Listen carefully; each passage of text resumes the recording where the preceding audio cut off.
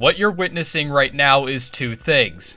Me experiencing pain, figuratively and literally, and me refusing to progress the run until I beat the dragon.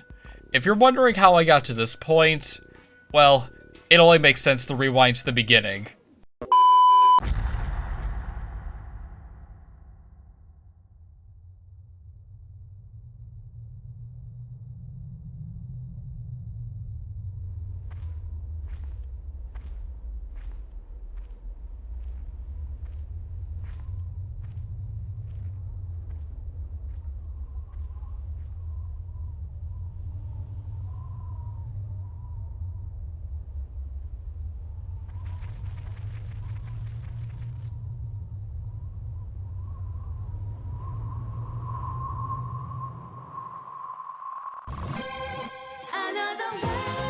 Ladies and gentlemen and godslayers, welcome to the long-awaited sequel of Digital Devil Saga with a restricted moveset.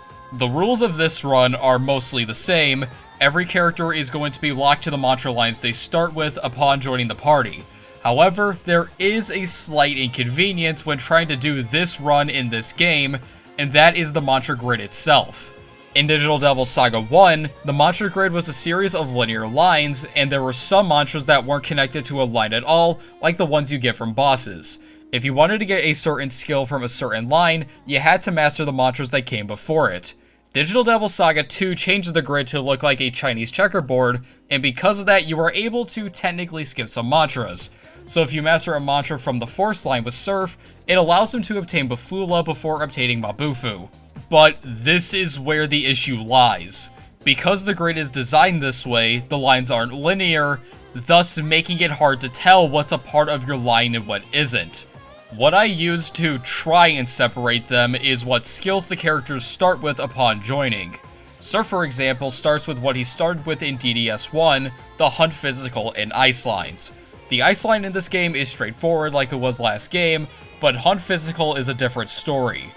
There is no easy way to tell which line would technically be Surf's, so I just said forget it and made it so that all physical and hunt lines were one. You may also remember that every character in DDS1 had access to the Almighty line upon mastering their respective element.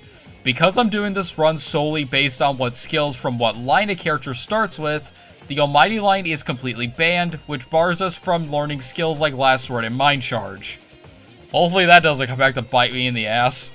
And last thing I need to mention before we start is the mantra type that was added to this game, the Esoteric Mantras.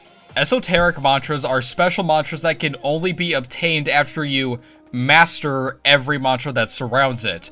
I put master in air quotes because I swear there were times when esoterics were unlocked even without mastering all the mantras surrounding it, but I digress. Because esoterics contain skills like the Hunt skill New Banquet, I'm just going to allow them to be used.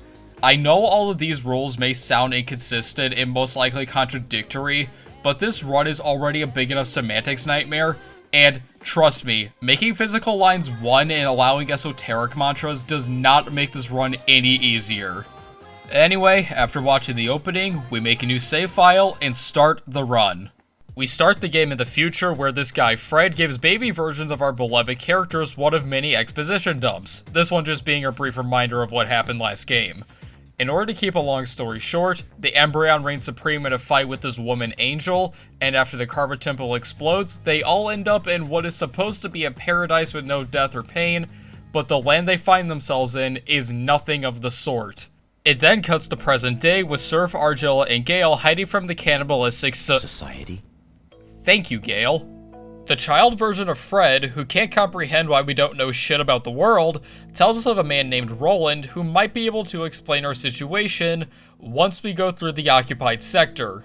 And before we go any further, I feel like I should go over what our starter characters start off with since I failed to do that last game. So, Surf starts off with what he did last game, which I just mentioned in the intro.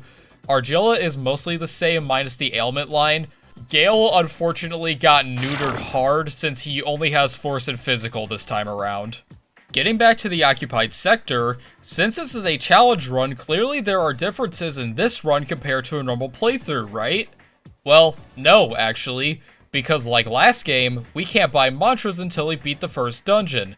so we just go about it like we would in any normal playthrough. The only difference between this and Bãtutã is that we don't gain money from any battles, and we don't have access to a shop. Again, that would be an issue if we were doing any other challenge like solo or humans only, but we're not, so that issue doesn't apply to us.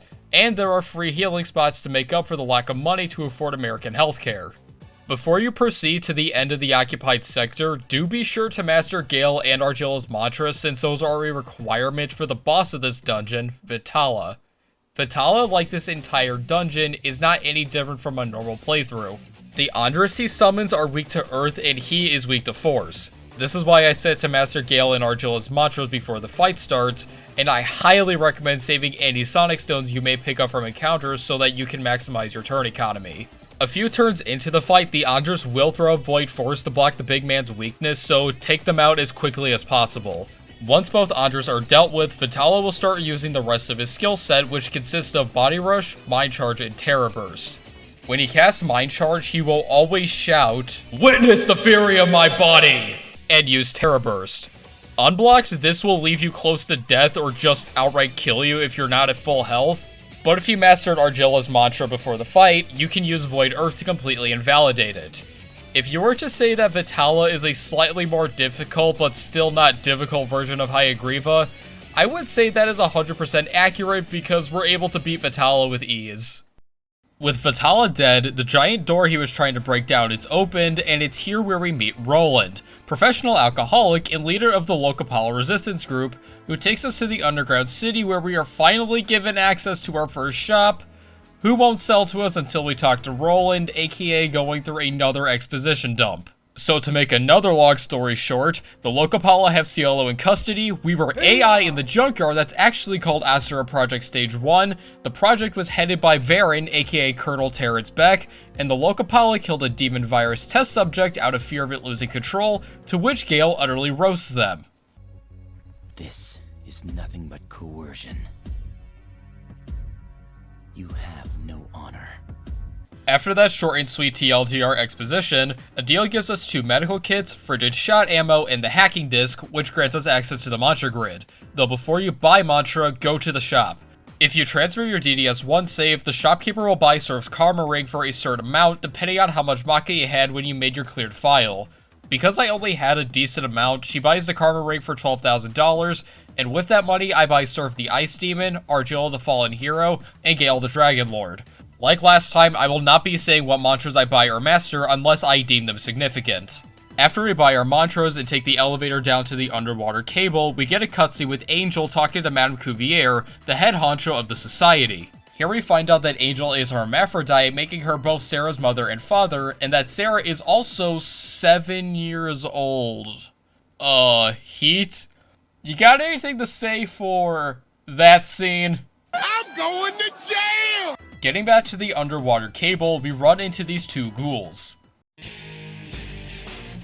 I see that you have a tuner in your party that uses ice. Too bad I have my hee-ho ring equipped. Ice has no effect on me, what?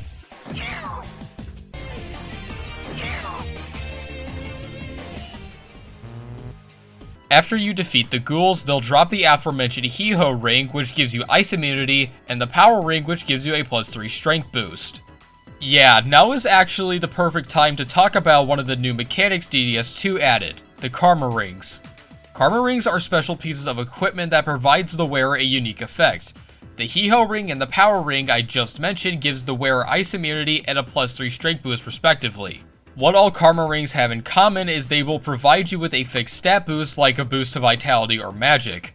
You are, however, able to give yourself a further stat increase with the special gems you'll be picking up as you progress through the game, like diamonds and sapphires. If you go into the customized ring menu, you will see that the gems give you stat increase to 1 stat. This is a really good and smart way of giving characters a stat boost in ones they are lacking in. Do note that in hard mode, once you put a gem on a ring, you cannot remove it without destroying it, so be sure you use them wisely. Getting back to the dungeon, it's not so bad difficulty-wise, but architecturally, it's fucked. Like, how is this practical? Further in, we have to backtrack with this repair guy to fix a panel in order to progress. And it's here where we are introduced to the other mechanic that was added to this game, Berserk Mode.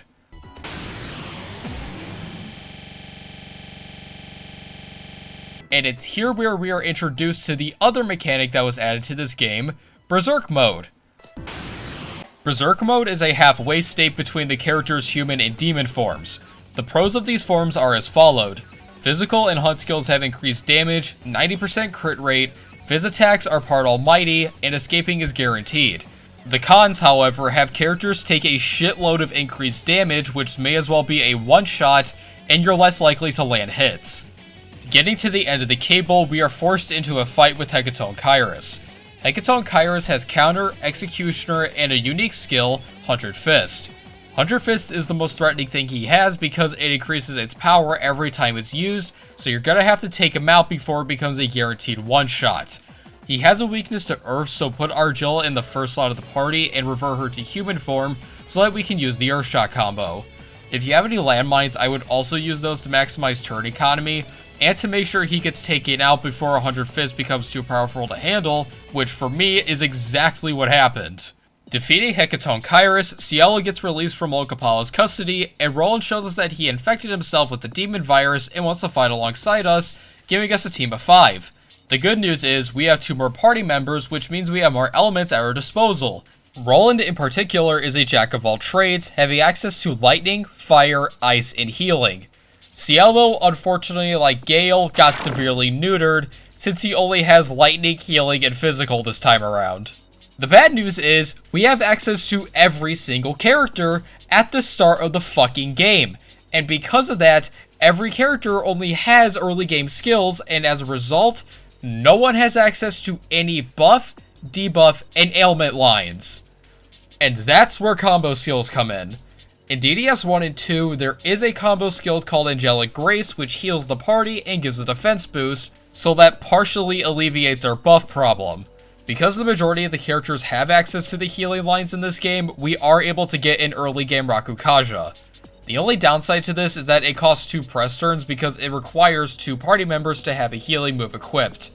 New to DDS2 are elemental combo skills that can debuff enemies, but we're not going to have those for a while. Once we come out of the ground, we approach the internment facility so that we can stop the society from turning people into canned food. That is something I thought I'd never say.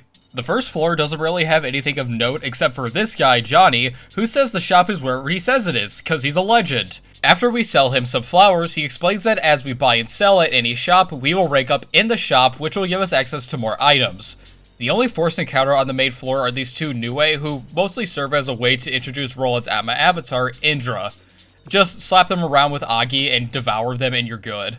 Further inside, we run into Jack Frost, who isn't an enemy in this game, but rather will give you a series of questions for you to answer. If you answer correctly, he'll give you a random item, which can be really useful. If you get one wrong, he'll leave. The total amount of questions he has you answer is 100, but will only allow you to answer 20 per encounter. So what's supposed to happen when you answer all 100? Don't worry, that'll be answered at the end of this video. Heading downstairs, we run into Kumhanda, aka the Jailer. Well, shit. Well, luckily for us, a member of the Locapala is able to bust us out so that we can tell someone on the inside about the unbearable solar noise, and, hi buddy.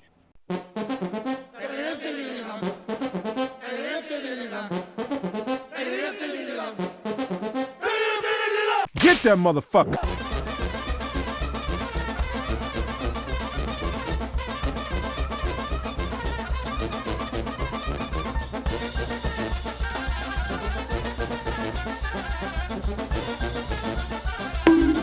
In case it wasn't already obvious, this part is really ass-clenching, because not only is he stalking you, but he will begin chasing you if he steps on the same path you're on. Once we get to the correct cell, our inside man tells us that the jailer likes to eat 15-year-olds. This whole series is making me say things I thought I'd never say. Anyway, he gives us a key card and tells us to meet with another inside man, the code this time being Can't Surprise. The second floor of the jail is mostly the same, only difference being these fences. Once we get to the correct cell, we're told that we are poisoning the jailer's lunch with a rotting corpse that's in one of the cells downstairs and are given a key card to the next floor. The jailer, being a pain in the ass, brings out the binding circles that will stop you dead in your tracks if you're over one of the mini spawns. On this floor, they aren't so bad if you know how to time them properly. The third and final floor of the jail pulls out all the stops and has fences and binding circles and allows very little wiggle room. Timing the binding circles, all while keeping a safe distance from the jailer, is a fucking nightmare. So to make things easier for you, the door you need to go to is the one to the right of the level 3 door. Inside the cell, we find the corpse that's totally not a blob and conveniently find the key that leads to the basement. Down in the basement, we find the control room key, allowing us to turn the power on upstairs, which allows us to process the corpse into a can that we give to the jailer. This isn't... Need a bathroom? It's best to be prepared. You should always carry a dissake with you.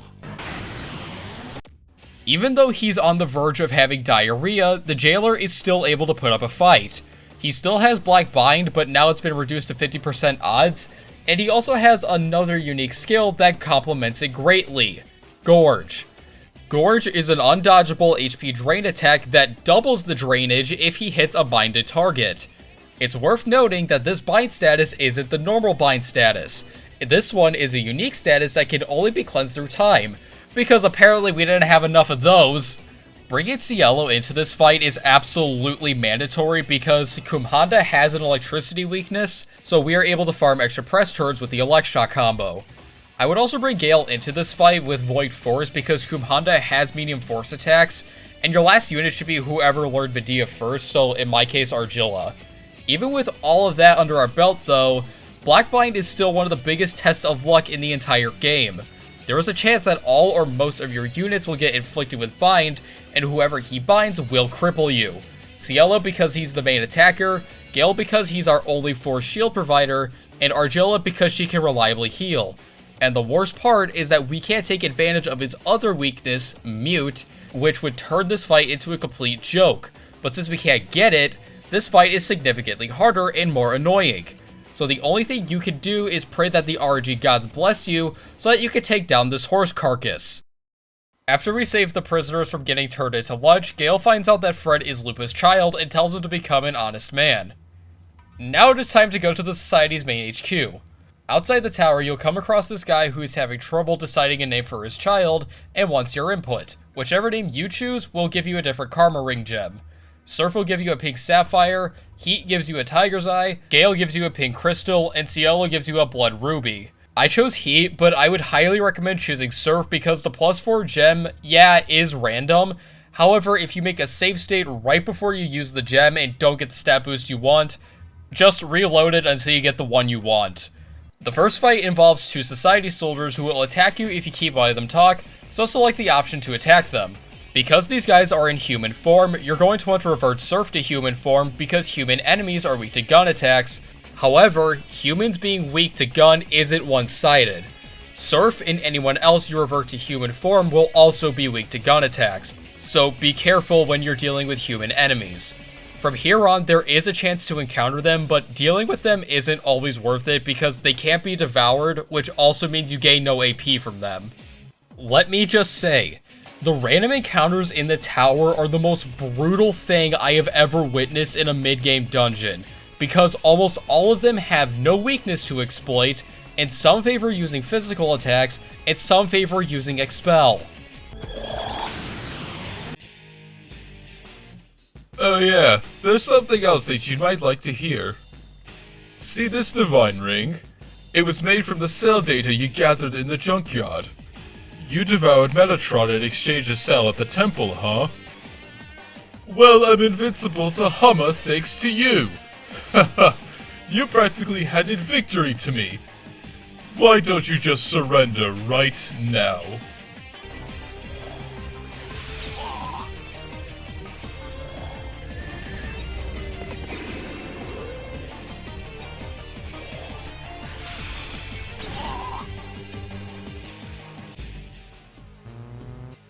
Defeating the Eligor gives you the aforementioned Divine Ring that allows us to repel Expel attacks, so that solves our Expel problem. The third forced encounter is against 2 Adavaka who are weak to Earth like they were last game. This time around they have Earth Drain because of fucking course they do, but Surf's Bufula is just as effective, if not a little more. Further in, we run into Omoikane, who functions differently from his DDS1 counterpart. To refresh your memory on how he functioned in that game, he was immune to everything, weak to gun, and you had to kill him to get the rewards. In this game, there will always be a consistent 5 in every encounter, and each one is weak to one element. If you manage to hit one's weakness, they will use overload to kill themselves, and thankfully, it only does a single digit amount of damage. When the fight concludes, how much EXP and money you get is dependent on how many you manage to successfully hit. When we get to the 11th floor, we come across a large karma terminal that we can thankfully, oh god damn it.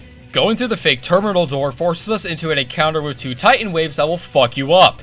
Normally, you're supposed to take advantage of their charm and panic weakness so that they can't fuck you up, but we don't have access to any of those, which makes this 3 times harder. So much so that I used nearly every revive item I had.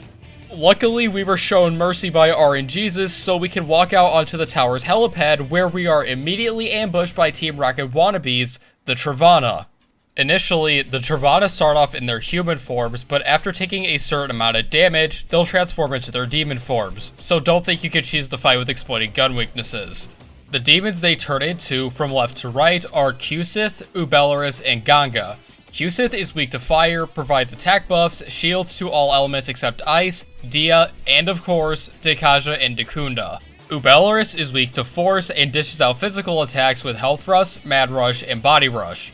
Finally, Ganga is weak to earth, dishes out magic with literally every single heavy-hitting magic skill except ice. Since she has these moves this early on, taking her out should be your top priority. The party I bring in for this fight is Roland, Argilla, and Gale. If you do decide to bring in Roland and Argilla, be sure to bring them in with any healing moves so that you have access to Angelic Grace. You know, I'm getting this weird feeling that I'm not gonna have access to Angelic Grace the entire game. It's probably just my imagination. Anyway, I'm gonna highly recommend you fully buff your defense before they transform, because once they do, you're not gonna be able to, because taking out Ganga is our top priority, and the only way to do that as quick as possible is to revert Argilla to human form and spam the Earthshot combo. During turns where you can't hit her because of an Earth Shield, spam Agi with Roland onto Kusith, Zad with Gale onto Ubelaris, and pass turns with Argilla. Once the shield goes down, and if RNGesus is on your side, spam Earthshot and Ganga should go down. After she goes down, who you take out doesn't matter since defeating her cripples the rest of the team, and yeah, this fight becomes laughably easy once she goes down. Now, if you thought them successfully pulling off Persona 5's April 15th incident finished them, you'd be wrong because they show up once again an hour later. The second Tribhvana fight is mostly the same, except they have 430 more HP each, and have the combo skill Bolt Rain, a mega electric attack that, at this level, is just a guaranteed one-shot. If you haven't played this game before, allow me to give you a little tiny piece of advice that can make sure they only use it 1 or 2 times. They use Bolt Rain when their second turn comes around. When the fight starts, we take the first turn. After our turn ends, they'll use their press turns like normal. When it becomes our turn again, be sure to cast Void Elect with either Roland or Cielo, then focus on Ganga with Argilla. I actually opted to not refer her to human form since she learned Tarazi before we got to the fight, and it does much more damage than Earthshot. After their second turn ends, they'll cast Bolt Rain, which requires all 3 of them to be alive, and we block that shit, causing them to waste their entire turn. After they cast it a second time, Ganga should go down, making it so that they can no longer cast it. And now that she's gone, we deal with Kusith and Ubelaris the same way we did last time. With the Tribhvana finally out of our way, we are able to proceed to the medical room where Sarah is supposed to be. Instead, we are accosted by Heat, who is hellbent on killing us, but Madame Cuvier gets on the comms before he can and delivers another lore dump. So, TLDR, they're trying to make a society around demonic cannibalism so that mankind can walk in the sun outside the dome. Sarah will be used to ensure no one goes berserk, and anyone at the lowest of society will be used as food for those on top. We then tell her to go pound shit, and she aggroes Heat onto us. Before we can actually take on Heat, we have to take down these 5 Karma soldiers who, for some reason, aren't weak to gun, so don't revert anyone to human form. Once you deal with them, it allows us to take on Heat, who is accompanied by 2 Gedan. One thing you should know is that this fight has a unique gimmick. If Surf is in the active party, Heat will target Surf and Surf only. If Surf isn't in the active party, he will fight like he doesn't have a gimmick. Even though Heat prioritizing Surf may sound bad, it actually works to his detriment because he isn't attacking the other party members unless he uses a multi-target attack, which is few and far between. Heat's skill set consists of Agidyne, Mind Charge, Power Charge, a bunch of physical skills, High Counter, Taunt, and the Meeeeaaaat combo that requires at least one Gadon. However, he rarely uses half of his moveset and only opts to use Agidyne, Mind Charge, and sometimes Double Slash. To reiterate, Heat will prioritize Surf if he's in the active party, and will not use Meeeeaaaat and will rarely use his other skills. Even though Meeeeaaaat can't be casted, you should still take the Gadon down as fast as possible because they will almost always cast Ice Drain, which makes it harder to kill Heat, so focus them down first. Once they're down, it shouldn't be long until he runs off like a little bitch.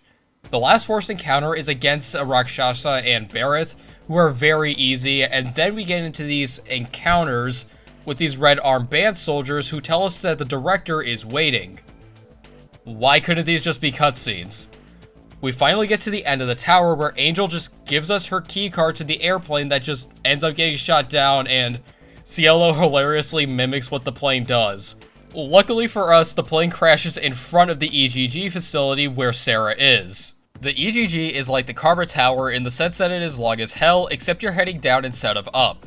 The first force encounter is against 3 Gadon, who are easy as hell, and the second encounter is against 2 Sati, who are also easy as hell, and they drop the Skull Ring, which imparts the wearer with Repel Death, which will be extremely useful against the Baphomets, since they have Mamudo, Mudude, and Blood Curse.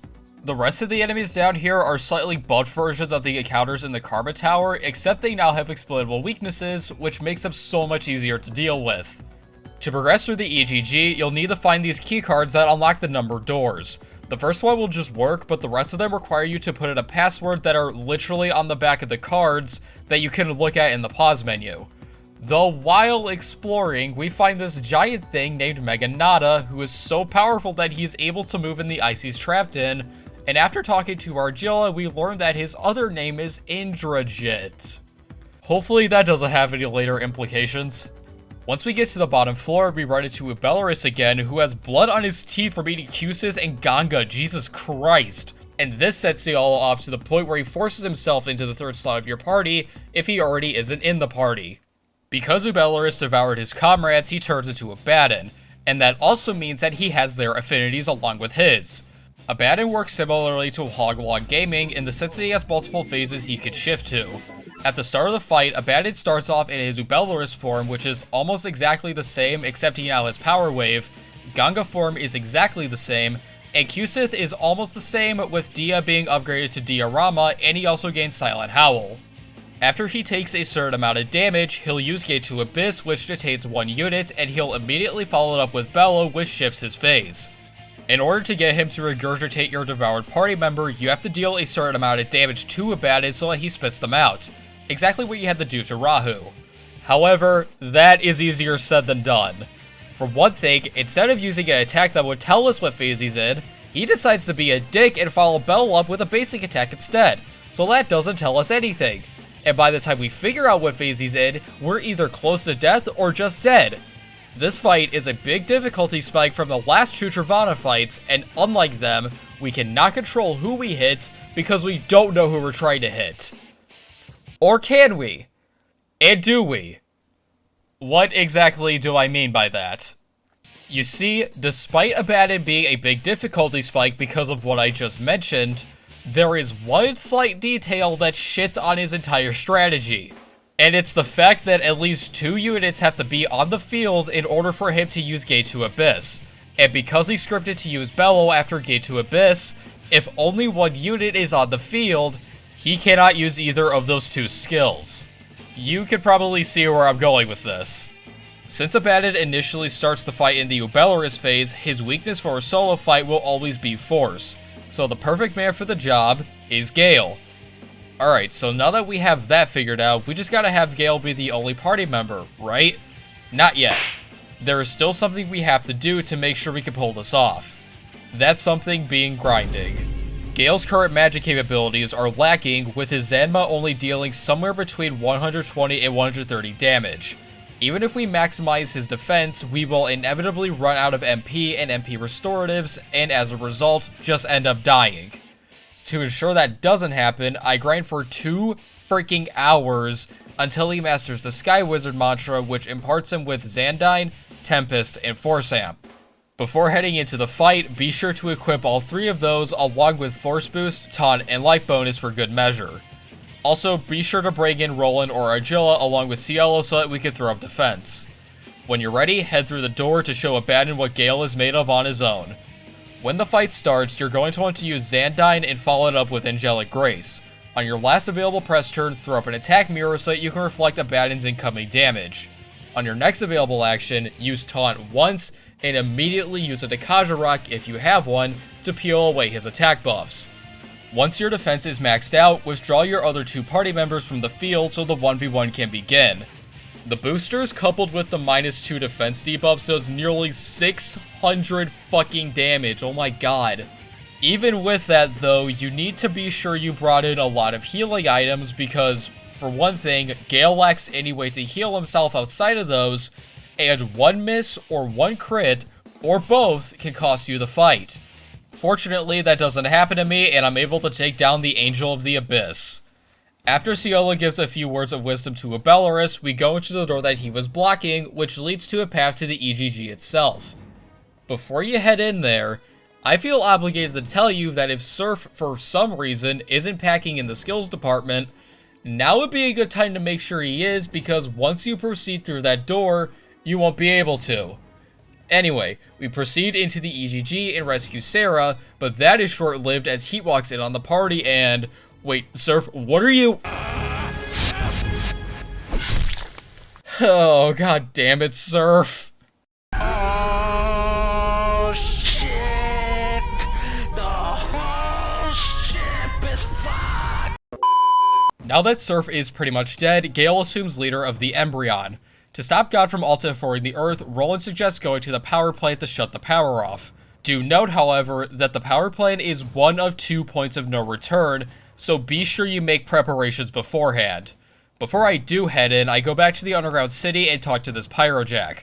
The Pyrojack sells an item called the Impel Stone, a one-time use Psycho Rage that costs $50,000 and can only be purchased again once you use the one you bought. I didn't buy it to use it in the power plant, but I did buy it for a certain boss coming later. Heading into the power plant, we come across 2 society soldiers that transform into Naga, who are easily dealt with through the power of fire and Vor. Unfortunately, the terminal is smashed up, which caused the giant door to close, but Roland opens it with electricity and says that the computer read it as his will to open it, which sounds like something he pulled out of his ass, but whatever. This is the main gimmick of the dungeon, and you have to do this for nearly half an hour until you get to the first boss. Door with Guns, one of the names of all time for a boss. Door with Guns would have been something to talk about, but due to Gale's overpowered moveset, it isn't, so we just destroy it in no time. The next boss after another half an hour of door puzzles is... Door with Guns as well, so you can guess how this one ends. The third boss is... Dude, really? The final Door with Guns actually tries to put up somewhat of a fight as they last more than 5 turns, but that doesn't mean they're hard in any way, shape, or form. After you take out the 2 main guns, the door goes into genocide mode and brings out a third gun that doesn't even last 2 turns because we threw up a magic mirror and repelled its flare cannon attack back at it, which put it in the red, and we finish it off with a Xandine. Realizing that the Locapala are actually kicking ass, Angel decides to go overkill and release Mega Nada. Hopefully this doesn't end tragically. Getting through the final electric door, we get ambushed by Raja Naga and his horde of Naga. The first horde is just 3 Naga who are immediately followed up by 2 more Naga along with the big man himself. Raja Naga by himself isn't as much of a threat as he only has Mute Blow, Maziodyne, and Vanity, also known as every boss's, going forward, last-ditch attempt at trying to kill you. I'll repeat, this isn't problematic if it's only the big man by himself. However, if both Naga are alive, you have to be careful, because they also have electric moves on top of Makajam and Makajama on, and if anyone is muted while they're both alive, there is a chance that they will cast the combo skill Conviction, which is mega physical damage that will insta-kill anyone inflicted with Mute. If you're wondering why I'm not showing any footage of this, that's because Gale's strong wind moves and the Meeeeaaaat combo took out the 2 Naga, and Raja Naga didn't bother summoning more, so we're able to take him out with Xandine Gaming. Now that Raja Naga is out of the way, we can finally get to... Oh, crap. Wait, Roland, what are you... This is my mess. You guys keep moving.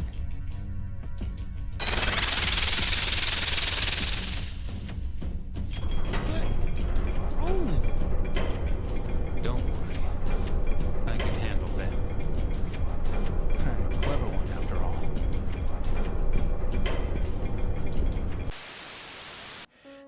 Oh, god damn it, Roland. Realizing that turning off the power will not stop God from alt-F4ing the Earth, Argilla pleads to Sarah to come to her senses, to the point where she drips a tear on Sarah's cheek and awakens her at my avatar, which is weird, but like Roland pulling his electric will out of his ass, whatever. Argilla says she'll stay behind to help Roland blow up the power plant. Wait, what?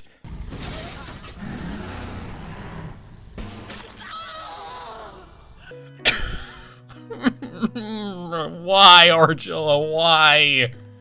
Well, getting back to the game, Sarah assumes leader of the Embryon and inherits whatever Surf had unlocked upon his time of death.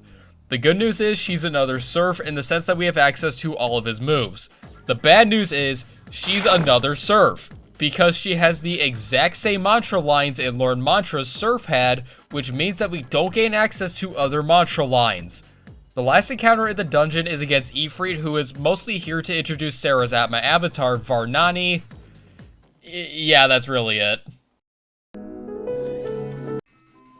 What the fuck?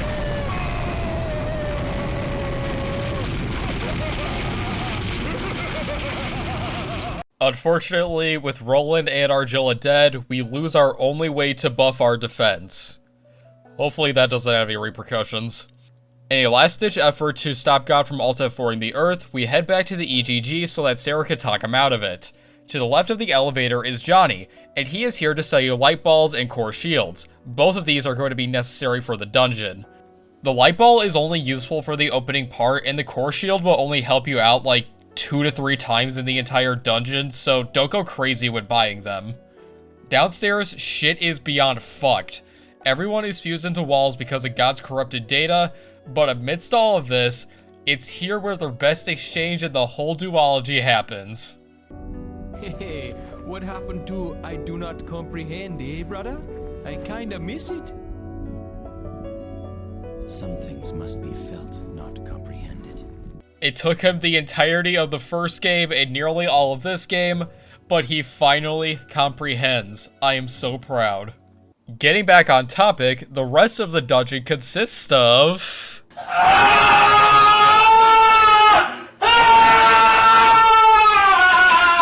This is probably the worst and most confusing teleporter dungeon I have ever had the misfortune of going through. My opinion of this puzzle isn't going to be swayed by the knowledge I possess from my first playthrough. Even with it, it's still fucking confusing. If you want my recommendation, use save states.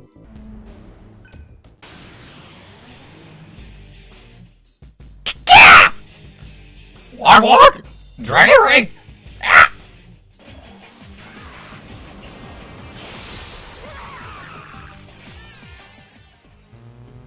Defeated the Hanuman imparts you with the Dragon Ring that you get if you beat Huanglong Gaming in the first game. The Dragon Ring is by far the most OP ring in the entire game, with it imparting the wearer with Almighty Resistance, and this is actually the only way we can obtain Almighty Resistance.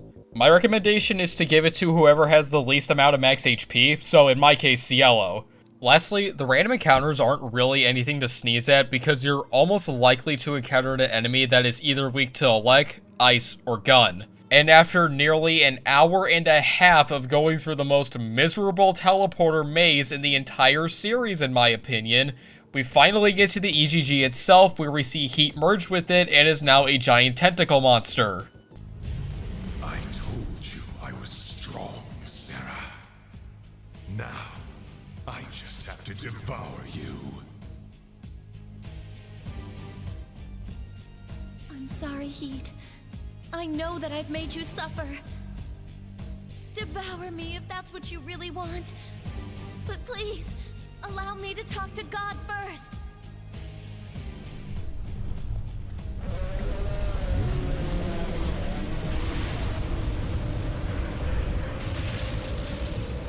Talk to me. You don't understand. Stand back, Sarah. Be careful. We wanna talk with you, bro. Just the way you like it. Let's go. As a result of merging with the EGG, he is now Vritra and is out for blood, and is accompanied by 2 tentacles that give him 4 fucking press turns. While the tentacles are alive, they will attack with a basic attack or use the all-target sweep. Even though they don't really have a proper moveset, they are still problematic because they will block any attack directed at Vritra's body, unless it's fire or ice. Thankfully, the tentacles do not repel ice, but do block fire and earth, which is irrelevant to us since we just lost our only units with those attacks. Vritra also has an earth immunity and has an electricity weakness, so Cielo is the main unit that should be doing most of the damage. If his electricity moves are lacking, I would highly recommend reverting him to human form and use the neutron shot combo. However, the biggest drawback to this is that we now have no healing magic, so if you're going to do this strategy, make sure you bring in a lot of healing items. The tentacles going down is when you should revert Cielo to human form because that's when Vritra is most vulnerable. If he regenerates his arm, use the Impel Stone and don't do what I just did, or revert Cielo to human form until they go down again. Well, I talked about strategy and the fight's gimmicks.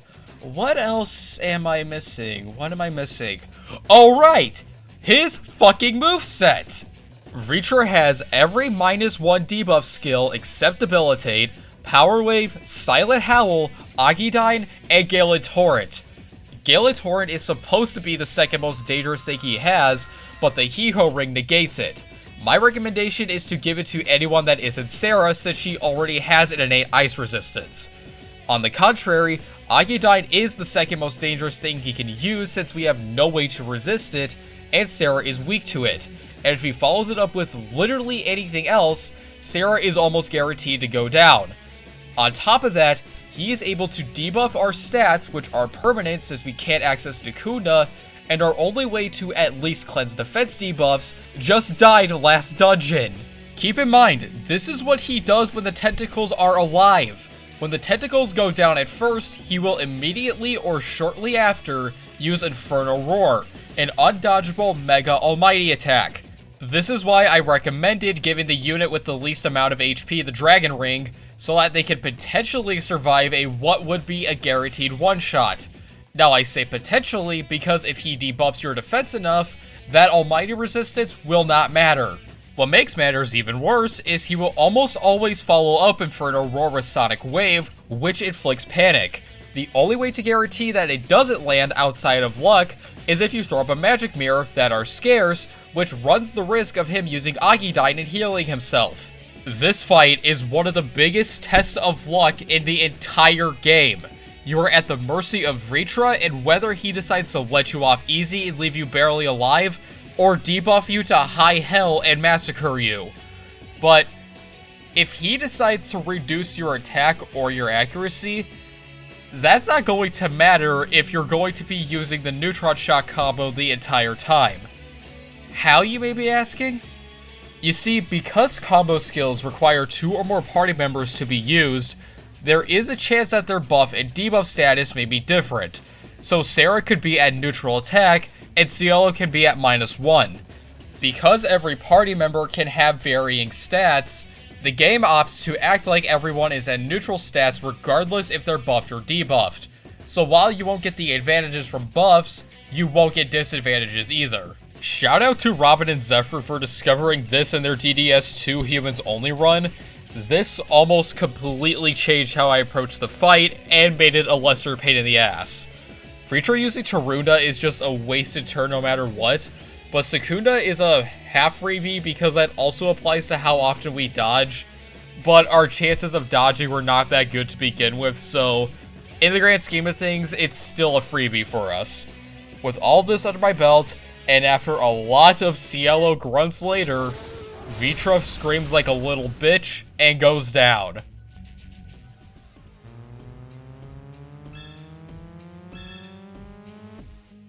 Even though Vritra is the big boss of the EGG, we're still not done here. We are transported to Surf's POV, where we can see that the hole in his chest is healed up thanks to the fluids he's submerged in. It's here that the cat that Cielo saw in the junkyard introduces himself as Schrodinger. He gives us... yet another lore dump. So... Data comes from God and returns to God. Surf's original self was a piece of shit who manipulated and used people. Heat's original self tries to kill him, but Argilla's original self shoots him before he can. Sarah witnesses this and causes the end of the fucking world. You fool! I have the power of God! Sarah, where? Now, defeat these phantoms and break free from the past.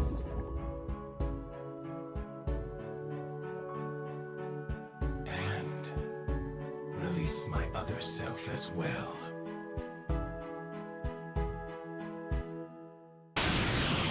Making his triumphant return, Surf has to play Persona 4 and Among Us at the same time in order to escape the depths of the EGG. He is not alone though, as Heat O'Brien joins us with his unique version of Agni. Knowing that first-time players probably wouldn't be properly prepared for this fight, the devs made sure to give O'Brien the best skills at this point in the game.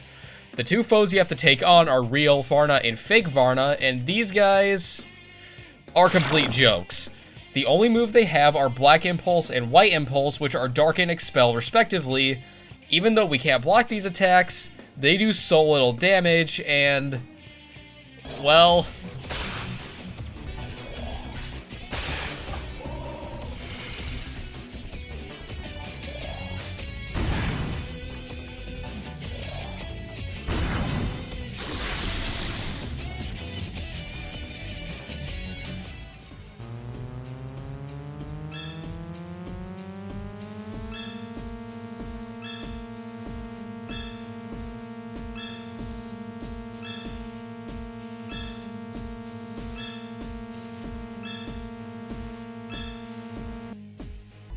I did it. I made my choice, and I lost. I don't regret. Unfortunately, Heat merging with the EGG damaged it to the point that we can no longer send God a message to Nald Alta for the Earth. Sarah fortunately recalls of a facility that the Society used at one point in time that can only be reached by plane. So in a last-ditch effort, we set out for the airport so that we can hopefully negotiate and show God some jam and Latin rhythm. Actually, before we do that, there are a few things that I want to get done. Going through the airport in its entirety is the last point of no return, but this one isn't temporary. This one means that we cannot come back to all of this. So if there is anything you want to get done here, do it now. Going back into the EGG, you'll find this guy to the right of the elevator. Talking to him prompts Gale to take over to coax him into admitting that he released the 4 Archangels from Shin Megami Tensei 2 specifically, which unlocks 4 side bosses. Uriel in the EGG, Gabriel on the helipad at the Society Tower, Raphael in the internment facility, and the 4th fight on the surface above the underground city. Since we're already at the EGG, I decide to head down there to deal with Uriel first. Uriel is by far the easiest fight. Uriel is by far the easiest fight out of the 4, and that is thanks to his ice weakness and the fact that we have 2 ice users. When he's taken enough damage, he'll begin casting the all-target fire attack called Judgment, which debuffs defense, which would be a problem if we didn't have firewalls to block it. If you don't have firewalls, you better go get some, because if you repel it, he'll drain it and heal himself. Up next is Raphael. Raphael is slightly more difficult because his elect moves have a chance to shock us, and if anyone is shocked, he will more than likely capitalize off of that by using Venom Fang. He also has Revelation and Bloodbath, but I am more than certain he can't use these in this fight.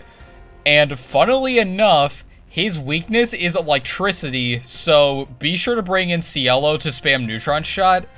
And like Uriel, once he's taken enough damage, he'll begin casting his own unique skill, this one being Winged Fury, an all-target wind attack that debuffs your accuracy, which doesn't affect us that much since we're using Neutron Shot. And since this is a wind attack, be sure to bring Gale in with Void Force or Force Drain, preferably Force Drain so that you don't have to waste as many healing items. Second to last on the list is Gabriel, who is very fucking annoying. The footage you're seeing is all you need to know why. All of her ailment moves except Wicked Curse are the damage types and are mostly Mind type except for Silent Howl and, of course, Wicked Curse. The Mind types are obviously the most dangerous because they're the ones that decide whether or not you survive. And the biggest kick in the balls is that Cielo, our only reliable healer at this point, is weak to all ailments, which just makes this 10 times more annoying. And like the other angels before her, she has a special move that she only starts using after taking a certain amount of damage, that being Heavenly Smile, and whoever named it that can go fuck themselves, cause it does the exact opposite to me, with it having an 80% chance to inflict either charm or panic, and being undodgeable. The only saving grace this move has that benefits us is that it, for some reason, doesn't count as Cielo getting his weakness hit, which I will not question nor complain about. So, what are we supposed to do? Well, the only thing we can do is just pray to God that we're lucky and spam Xandine. Finally, after backtracking through the underground city and heading up the stairs, we are confronted by all three angels along with Michael, and we have to fight all four of them at the same time. Let's do this.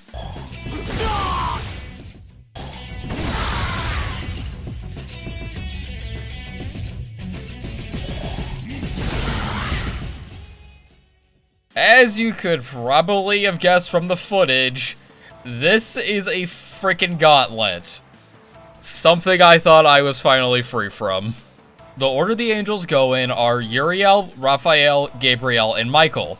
The former three are mostly the same, except they're now using Mahamon, Megido, Megidola, Mind Charge, Zeodyne, Jupiter's Fury, and for Raphael and Gabriel, Megidolan. Mahamon can be easily circumvented by giving someone the Divine Ring and or reverting someone else to human form, since human forms naturally null expel. The Almighty skills aren't something you should be most concerned with since they hardly ever use them, and they barely do any damage.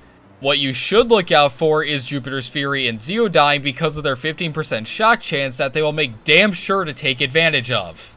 Other than that, they're not really that bad and are just as easy as their first fights. Then there's Michael. Unlike the ones before him, Michael has no weakness and has a skill set that is old enough to drink in America. Instead of utilizing all 21 skills, however, he will either spam the single target Dyne moves, Bloodbath, or Demon Rage. Now, the single target Dyne skills aren't that bad as long as he doesn't hit anyone's weakness. Bloodbath and Demon Rage, on the other hand, should be the ones that you fear most because they are both heavy damaging all target physical skills, and Demon Rage can hit 3 to 5 times, meaning there is a high likelihood of getting hit with an unlucky critical. And the worst part about this whole fight, at least from my experience, is if you fully debuff him, he will cast Rage, Dekaja, Power Charge, and Ragnarok in that exact order. I don't know if that's something he's supposed to do if he is fully debuffed, or if I just got unlucky. Either way, at the level I'm at right now, this fight is just not happening. So, what do we do? Well, the correct answer is grinding, but to ensure we can always get a consistent amount of EXP and AP almost every time, I decided to start using a feature that was in both games: Field Hunting. Field Hunting is basically grinding DLC before grinding DLC. Once you initiate it, Surf will transform into Varna and have a limited amount of time to get these purple orbs. When the timer runs out, you'll be forced into an encounter with Mitama, and thankfully, unlike SMT5, the Mitama have consistent weaknesses. In DDS1, you could only get the rewards from field hunting if you got all the orbs, hence why I didn't do them in that game. But in DDS2, you don't have to, though how many orbs you get will determine how long the Mitama will stay on the field, until eventually fleeing. The only downside to field hunting is the fact that after you do one in one area, you have to wait for 5 solar noise cycles to pass. On regular hardware, grinding like this would be a pain in the ass since cycling through noises tends to take a while. But we're on an emulator, so turn up the game speed, mute the audio in the emulator, put on a Robin Zephyr challenge run, and begin slicing orbs and running in circles. The place I would recommend doing this the most is the EGG. I know there's a spot in the airport and you can grind there as well, but I opted to just grind in the EGG since I didn't want to go through the airport just yet. And after doing this for an entire hour straight, no, I'm not fucking kidding, Gale learns Void Physical and everyone else learns their respective Elemental Dying skill. Before I head outside for the rematch, I make sure to equip them, and I also give CO the change ring you should have picked up from the EGG and put him in the first slot. Once I do that, I head outside to show the Angels a rematch. The reason I gave CO the change ring and put him in the first slot of the party is because the change ring allows the wearer to transform between human and demon form at no press turn cost, meaning we can pass turns freely. This one simple trick allows us to fully debuff Uriel's defense before our first turn ends, and take him out before he can even get a second turn. Raphael is also easy, however I can't do the same strategy since Cielo has to be dealing damage, and I also couldn't do this with Gabriel since Cielo is weak to ailments, and the last thing I want is for her to get extra press turns off of him. Finally, we get to Michael, who is now a complete joke. The Dying skills do next to nothing, he can't hit us with his physical skills, and when he gets down to red health, he brings out his signature skill, Omnipotence. With a name like that, you'd think it's an almighty attack. And you'd be wrong. Omnipotence is an undodgeable 2-4 hit AoE severe physical attack that has a debilitate effect. And since he is scripted to use this, be sure you either throw up Void Physical or an attack mirror to avoid the incoming damage, preferably an attack mirror. Not long after he uses it, Michael goes down, putting an end to the Angels that ended up in the wrong universe. Defeating the Archangels unlocks the Dragon Slayer mantra upon going to any Karma Terminal, and... God damn it. Once we get to the airport, we tell Fred that he has to stay behind as humanity will need him and promptly head inside. The airport doesn't really have any notable encounters since we're overpowered as fuck, so allow me to give you the highlights. The first boss is against 2 Gur, who are weak to God and electricity. You can probably guess how this one ends. Second in line is Kali, whose gimmick is summoning Dakini, who is weak to ice, so bring Surf and Sarah in to deal with her, and bring Gale in to deal physical damage to Kali herself. Thank God we can get power charge, eh? Third in line is Floros. Wait, am I missing something? Oh. Yeah, in case you somehow haven't noticed, every major optional boss from the first game has a karma ring that influences certain fights in this game, like the ghouls having an ice immunity with the He-Ho ring, or the Eligors having expel repel with the divine ring. And if you've noticed that, you'll have also noticed that one boss's ring is missing. Yes, I am referring to Demi-Fiend. If you defeated Demi-Fiend in the first game and loaded that file in this game, the Floros will have the Amala ring on their side, which gives them a plus 10 in every stat. Because I couldn't fight Demi-Fiend, nor probably even beat him, the Floros don't get the Amala ring, which also means that I can't get it myself. It's unfortunate, but either way, this fight is a cakewalk. Fourth in line is Chernabog, whose gimmick is forcing us to play Persona 4 and Among Us once again, this time with the entire team. While the shadow versions of the characters are active, he will be untouchable, meaning any multi-target attacks will miss 100% of the time. The shadows are basically doppelgangers as they copy the affinities and active skills of their respective unit. And notice that I said active skills and didn't include passive. Passive skills, thankfully, cannot be copied over, so if you're able to take advantage of a weakness, I would highly recommend you do so, though the only one you could really do this with is Gale. The shadows going down forces Chernabog to come out. Moving on. Fourth in line are 2 Ganesha. Okay, moving on. The final encounter of the airport is Kartikeya, who is the epitome of bullshit. All thanks to his signature skill, Vivid Gust, which gives him a 1/5 hit reduction, which is just a nice way of the game telling you you're losing turns and it's not your fault, but also fuck you. I tried this fight God knows how many times, getting fucked by Mazionga. Thank you, Gale. And after ending the initial recording, an idea popped into my head. Since Kartikeya has a weakness to gun attacks and human forms don't take weakness damage, why don't I just revert everyone to human form? Immediately after that thought crossed my mind, I give Gale, Sarah, and Surf counter so that they can potentially tag on extra damage in the event Kartikeya uses a physical attack. I also opt to give Surf the dual rig, which will allow him to take 2 consecutive turns, and I also give Sarah the follow-up rig, which prevents a 2 press turn loss if she misses, making Vivid Gust less bullshit. Whatever ring you give Gale doesn't really matter, so I just gave him the Ether ring, which allows him to receive more healing than normal. Once I make those preparations, the fight starts, and I immediately revert everyone to human form. The party lineup I decided on was Gale, Sarah, Surf. Gale is in the first slot just so he can pass his turn to Sarah, and if Sarah misses her attack, we'll still have 2 press turns that Surf can use. Now you might be asking, then why didn't you put Sarah in the first slot? And to that question, my answer is... I don't know. Looking back at this footage, I can tell you that I don't think the party lineup really matters all that much since your turn economy is going to be mostly the same and you're going to be dealing around the same damage.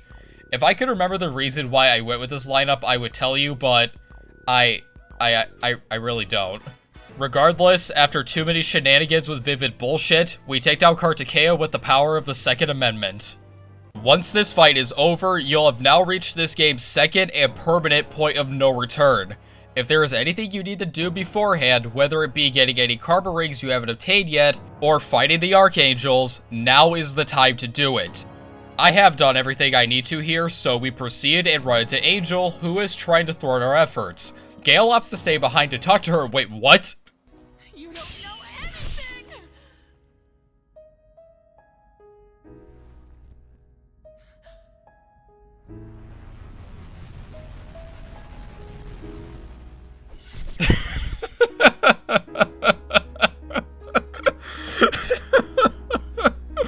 Why? Gale, god damn it, why?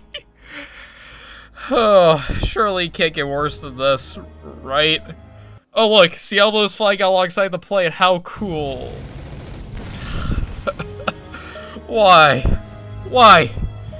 Okay. Can this get any more? Why am I surprised? Well guys, all of our characters are fucking dead, so to answer the title of the video, yes, it is possible to beat DDS2 with only your... Wait, what's happening here?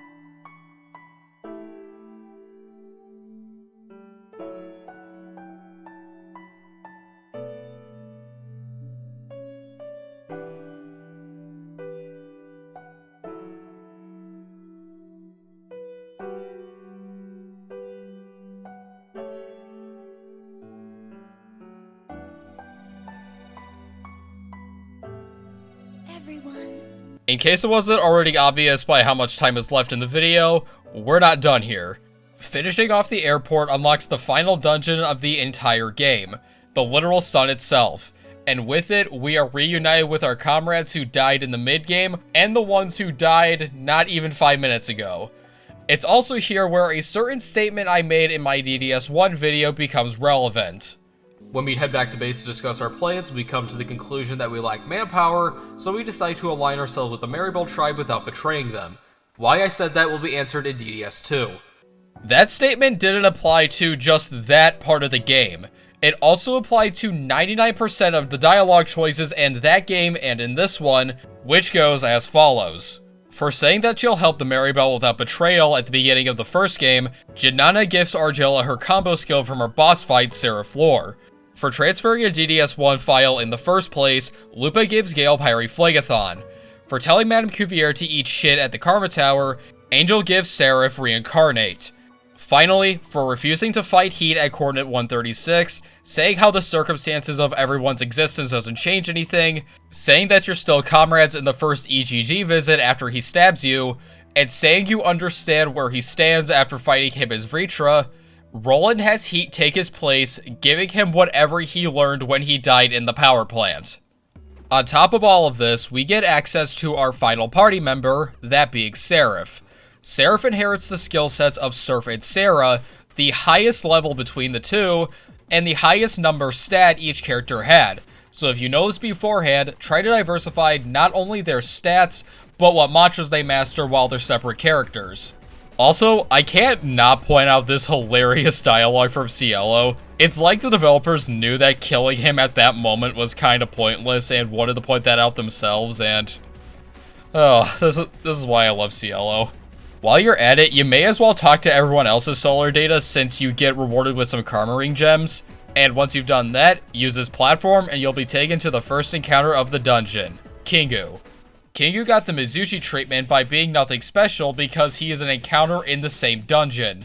Really, this fight's only purpose is to introduce us to Arda, who has something that sets them apart from everyone else. And that is no weakness, but at the same time, no resistances, which honestly is a fair trade-off. After Kingu goes down, we can get to the dungeon proper. Yeah, that bit isn't an exaggeration. This place is fucking miserable. We got the standard late game enemies who are actually a bitch to deal with, floors that damage you, one-way doors, more teleporters, and areas that completely negate demon forms, meaning that not only do we start in human form, but we also can't transform. If you're high enough level and have a lot of the physical lines mastered, they'll be less painful, but not entirely painless. If you don't, then good luck to you, you're gonna need it. Thankfully, the same cannot be said about the bosses, who should be quite familiar. Hayagriva is almost exactly the same as his first fight, the only difference being that he now has Psycho Rage, Ice Drain instead of Void Ice, and both Firestorm and Skewer have been tweaked to have late game damage. Like last game, he isn't a threat at all and we take him down. Taking him down allows us to move on to the third layer of the sun, which contains... Hey, you really bought the certificate, ho? He beautiful! He wonderful! But... I'm gonna kill you. Why? No reason. Life he, life ho. He ho is not fair!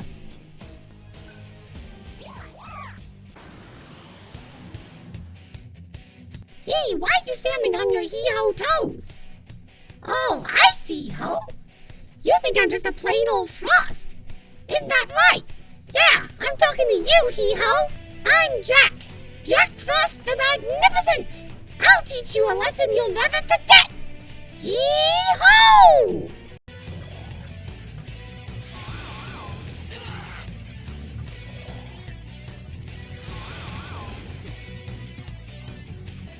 Oh boy, do I have shit to talk about.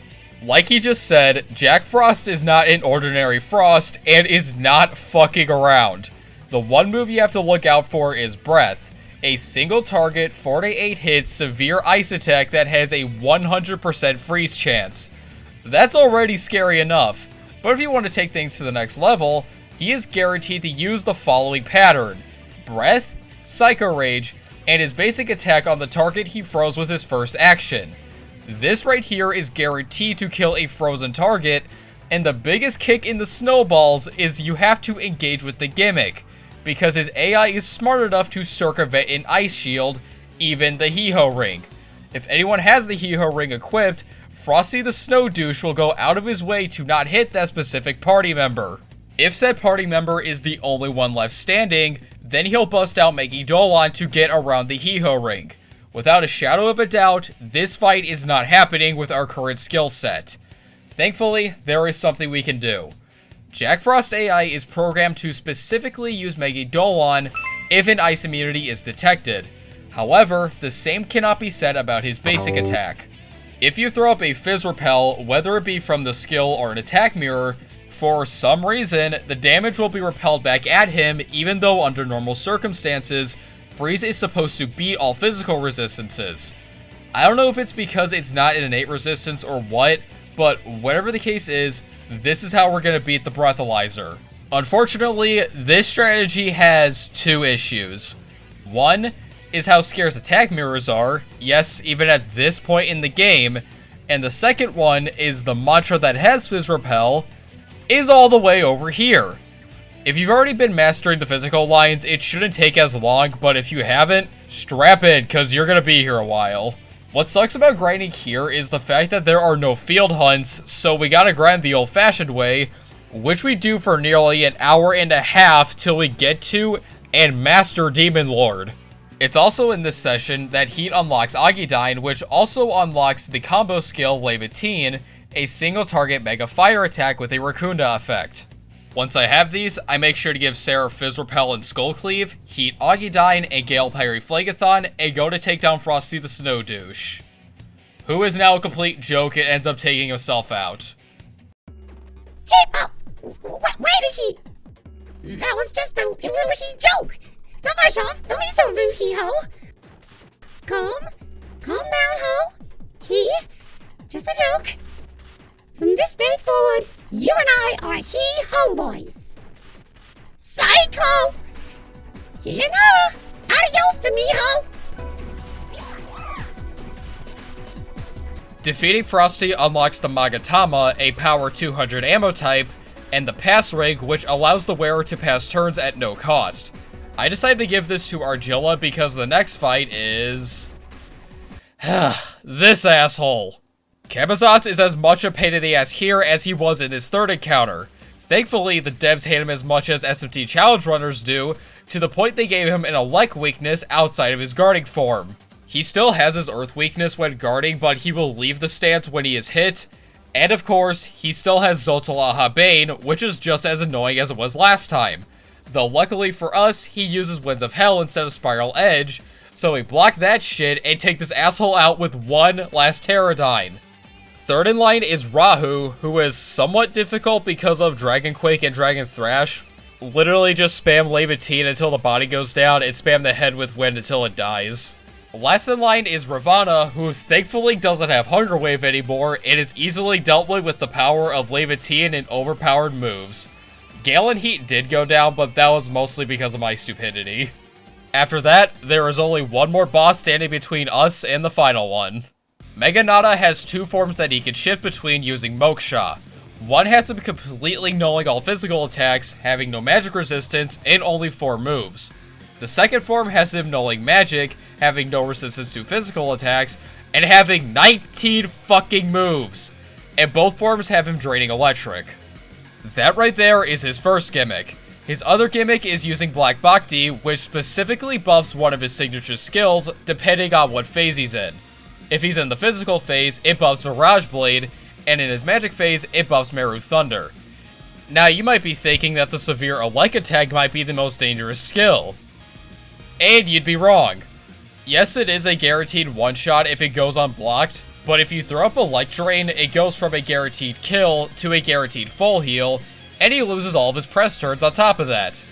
However, that alone doesn't stop the incoming bullshit when he spams Mind Ailments that have a high chance of landing, and that's actually what got me killed in my second attempt. In my first attempt, I died to Mad Rush. Now, that might sound like it's my fault. I could already hear you guys saying that I should have thrown up a Fizz Repel, and yeah, that'd be fair. If he didn't use Moksha coming out of Magic Phase, it spammed Mad Rush on the same fucking turn. After those 2 attempts, I realized that this fight isn't happening because our HP threshold is not enough to survive. So I start grinding and eventually get into an encounter with 2 particular demons, that being Parvati and Narasimha. Upon defeating them, they have a chance to drop the Pinaka and the Nandaka. Once you pick both of them up, you'll have now unlocked 2 additional side bosses. Let's start off with the one that is, in my opinion, easier, Vishnu.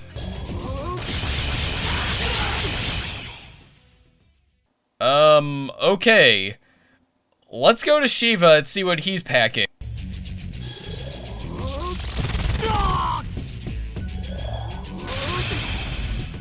Okay, I'm going to explain these 2 at the same time since their fights are almost identical in terms of gimmick.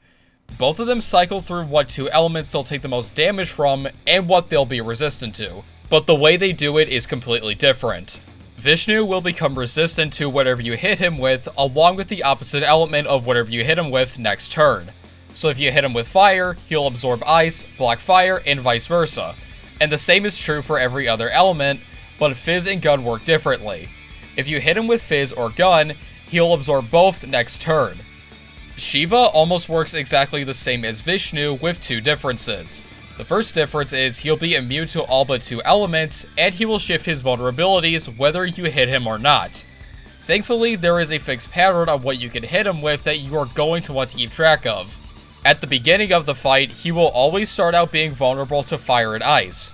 From there on, the vulnerability list will go Ice and Elec and Force, Force and Earth, only Earth, all elements, and back to fire and ice.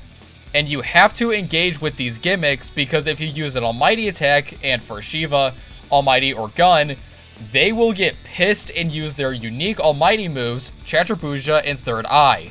Chaturbhuja is a heavy, undodgeable AoE Almighty attack with a 15% crit rate, undodgeable, and hits 10 to 15 times, which can be certain death even at full HP.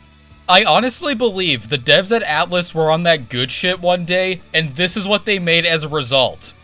Thankfully, Shiva's Third Eye isn't as egregious since it only hits 1 time and inflicts stun, although it's still something you don't want to get hit by since it's severe damage and is also undodgeable. Because of all of this, and because of our current level, both of these fights are not happening. Normally, I would ask what we do here, but since this is the end game, the answer is pretty obvious. Grinding is the only thing we can do. There isn't anything else we can do outside of Shiva and Vishnu, and I still need to beat Megido in order to progress the main game. So, I grind 5 more levels to level 70 and master the Destroyer mantra with Seraph, which gives us Godslayer, Ragnarok, and Null Fizz. All 3 of these on top of Power Charge are going to be extremely useful, so you're going to want to bring them in. I also recommend giving Heat and Cielo healing moves so that we can use Angelic Grace, and also give Cielo the Synchro Ring that you should have picked up on the 2nd floor of Layer 6, so that we could use it with only 1 press turn instead of 2.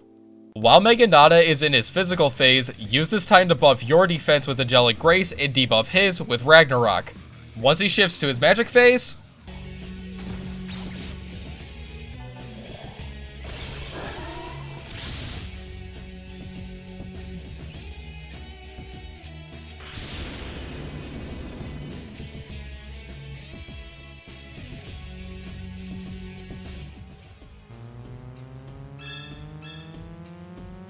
with Megido out of the way, nothing stands between us and the final boss. Despite that, I decided to go show Vishnu a proper rematch. The party I go with is Cielo, Seraph, Heat. I keep the Secret Ring on Cielo so that we can use Angelic Grace with only 1 press turn. I give Seraph the Dragon Ring for resistance against Chaturbhuja, and Heat the He-Ho Ring for when Vishnu uses ice attacks. Side note, Heat is probably the best party member for Vishnu and Shiva because of their constant shifting vulnerabilities. If the stars align, you'll be able to theoretically get 2 or more hits with 1 element depending on how you spend your turns. And because Heat has access to 3 of the 5 elements, he'll be able to hit Vishnu no matter what, and Shiva most of the time. Getting back on topic, despite our levels and skill sets, Vishnu can still blow you from orbit with Chaturbhuja. The Dragon Ring on Seraph actually helps a lot since each hit now only does double digits to low triple digits. Can't say the same for the others though. Nulfis also helps for when he goes for Revelation, but that is few and far between, and our damage numbers are not helping us either. Hell, if only we could access a certain skill to make this fight faster. Yeah, that could not have bit me in the ass at the worst possible time. Really, all I can do is attack and stumble my way through the longest war of attrition I've been through. I'd say this reaction was warranted. Come on, come on! Yes! Oh my fucking god, finally! Holy shit! Oh my god! Finally! Defeating Vishnu unlocks Pandemonium, a power 300 ammo type, crippling the Magatama ammo. We also unlock the Aura Ring, which gives the wearer a 20-point boost in all stats. And lastly, the God of Light mantra, which gives us Chaturbuja and Celestial Ray. God fucking damn it. Going to rematch Shiva, we mostly employ the same strategy. However, I give Ciel the Skull Ring so that he won't get petrified from Gate of Hell and to repel the occasional Mamudoon. I give Heat the Aura Ring, and I keep the Dragon Ring on Seraph, but I take Null Fizz off because Shiva will refuse to use any physical skills, which is also half of his moveset, and if he's unable to use half of his moveset, you know what the alternative is. I'm gonna recommend that you unlock everyone's Mega All-Target Elemental skill since they do a good amount of damage even without Mind Charge. Even Heat, a physical focused character, is putting out damage in the 700s. However, that doesn't make up for...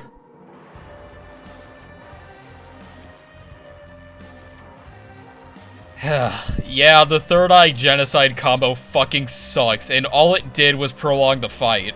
And all of this is made worse when you remember that he has Debilitate and Ragnarok. I don't think I need to explain why that's bad. This War of Attrition went on for God knows how many resets in a singular 15-minute attempt, but nonetheless, Shiva finally goes down. Defeating Shiva unlocks 3 things. The first thing is the Turn Ring, which gives the party a 4th press turn so long as the wearer is in the party, thank fucking god.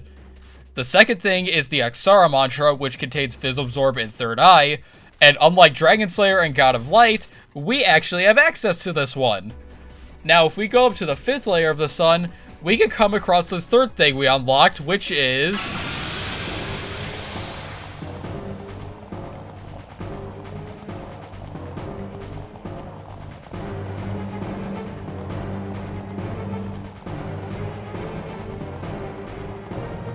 oh dear god, where do I begin?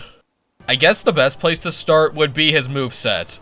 Seth has the standard late game skills that you could expect, however, his unique skills, oh, they are something else entirely. Spiteful Force is a mega almighty attack to all units that gets more powerful the more you damage him. And of course, it's undodgeable.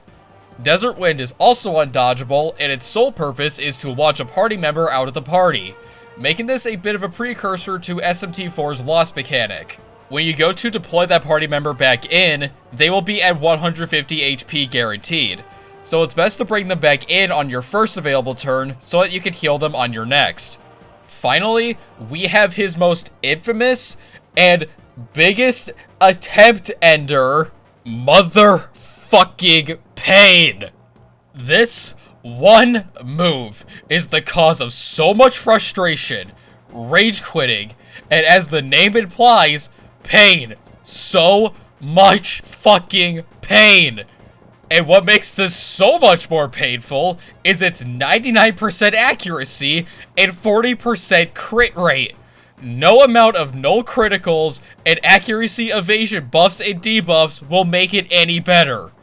The amount of times this fucking move will end your run because of an unlucky critical are astronomical. If you want to further add salt to your wounds, Seth's weakness is Gun, which is only accessible in human forms. You know, the weaker forms. Sarah should be your go-to for gun damage, since their gun is single target and the most powerful out of everyone's, so give them the Pandemonium. Argilla would be your second go-to with the Magatama ammo, since her gun is also single target, though slightly less powerful than Seraph's. However, let me tell you, don't use her. Argilla's starting lines are by far the worst at this point in the game. She has access to the Earth line, which can be fully completed, but her healing line cannot, since she doesn't have access to the mantra lines Heat and Cielo have to complete theirs. Not only that, she also lacks access to the physical line, which houses all of the important passives Seraph and Gale have to increase their HP threshold and resistances. Speaking of that, Gale should be your second go-to for gun damage. Even though his gun is significantly weaker than Seraph's and Argilla's, he can hit up to 2 to 4 times, and we can also use him to use Twin Shot, which allows us to output slightly more damage than even Seraph's gun. However, none of this stops me from getting my ass pounded sideways with the pain God knows how many times. Eventually, I rage quit and decide to come back later. And that, ladies and gentlemen and Godslayers, is how we got to this point. I hope the ride was good. Well then, now that we're back to the present, we have to ask one question with one simple answer. Where do we go from here? If you guessed option B, you'd be right. I decided that since Megido is not in the way anymore, I decided to go fight the final boss. We ascend the light and are brought to what looks like a blue brain. After Seraph pleads to God to null Alta for the Earth, he splits the brain open and challenges us to a duel.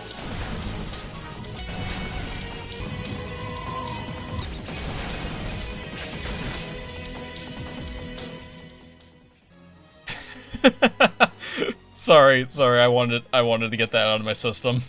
Yeah, because of how overleveled we are thanks to Vishnu and Shiva, Brahmin isn't really that much of a threat.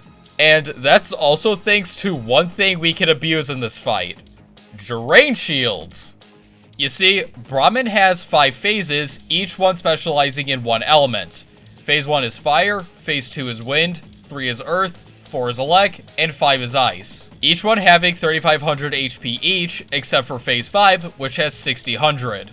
The reason I like the drain strategy so much is because Brahmin literally heals us for free and also loses turns in the process. With how overpowered I am, I don't think I really needed to use the strategy, but I kinda just felt like it.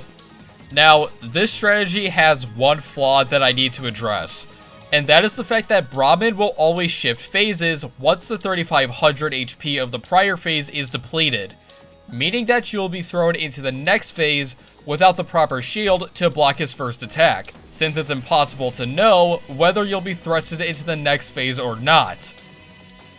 Or is it? There is something in both DDS1 and DDS2 that I think very little people know about, and it has something to do with the camera movement when using a magic attack.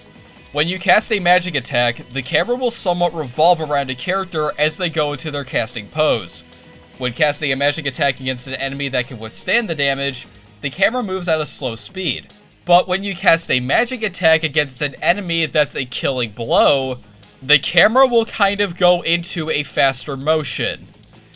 I cannot tell you how useful this is. Yeah, it's pointless for like 99% of the game, but here it is invaluable, since it serves as a warning that you're about to head into the next phase. Assuming you don't deal the killing blow on your last available turn, you're going to want to swap out one of your party members for one that can throw up the appropriate shield for the phase you're about to go into, if said party member isn't already on the field. As far as his moveset goes, Brahmin is kinda lacking in that department. His unique skills are really the only most noteworthy in my opinion. The one he has in all phases except 5 is Light, which is weak, undodgeable almighty damage that does butt-fuck nothing. When we get to phase 3 and onward, he gains access to Eternal Zero, which decreases all of our stats to rock bottom and buffs his to the max. If you have Dekaja rocks, you're going to want to use one to at least negate his buffs, but our debuffs, except for maybe defense if we can use Angelic Grace or Call Angel, are permanent unless a unit goes down or if we swap units around. Finally, in phase 5, he has possibly his most dangerous unique skill, Brahma Sutra, or as I like to call it, Minecraft enchantment table. The reason why it's most dangerous is not only because it's a mega undodgeable almighty attack, it's also because it scales up in damage every time he uses it. Eventually, it'll get to the point where the text becomes glitched, hence why I call it Minecraft enchantment table, and just outright kill you. So if he uses it twice, you better take him out before he uses it the third time. If you manage to do that though, you will have just proven that you can beat Digital Devil Saga 2 with only your starting mantra lie. God damn it, we're back here. Well, there's not much for me to talk about here than what I already explained a while ago. Seth is literally a big pain in my ass, and anything you do cannot stop that. Only he decides when to cut you a break. I tried, and fucking tried, it's still goddamn nothing. If you want to know how big my Seth fails folder is, yes, I literally named it that, it is nearly 2 rows of footage that either lasts 15 minutes, half an hour, or an hour. This dragon is the most painful boss I have ever faced in an SMT game thus far. Not even Shiva in SMT 5 was this painful. I kept trying, and still got my asshole stretched open. Eventually, I had enough and grinded every physical line with every character that had access to it, so that they all had some form of physical immunity, preferably absorb fizz. Even grinding for as long as I did, I still kept getting pounded sideways again and again and a fucking again. Literally, the only thing you can do at this point is pray to God that RNG won't fuck you and allows you to win after nearly what would be a day's worth of agony. I think my reaction here is warranted.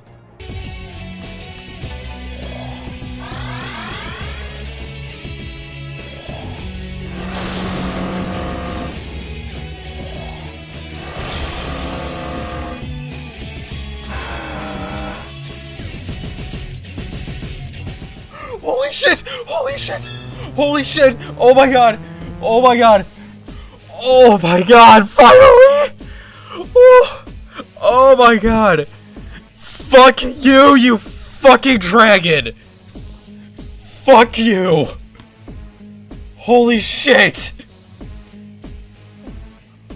Oh my god! My pain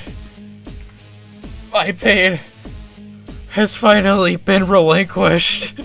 Defeating Seth unlocks the Root of Evil mantra, which imparts you with Spiteful Force and Deathflies, and you unlock the Void Ring, which immediately ends the enemy's turn, no matter how an attack is evaded. Now, if you thought that this was the final boss, you'd be wrong, because we have one more boss. Satan!